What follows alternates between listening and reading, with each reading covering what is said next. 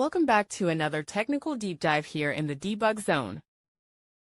Today we're tackling a big question and breaking it down with insights from other users.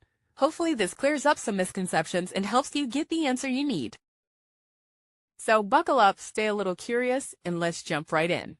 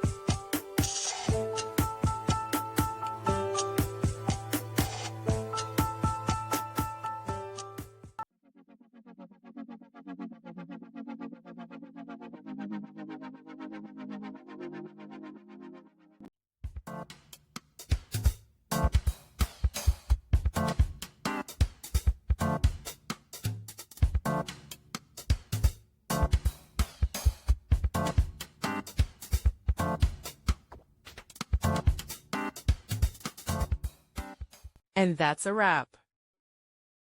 I hope you found the answer you were looking for.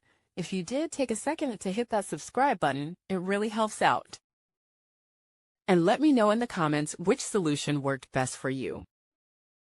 See you next time in the Debug Zone.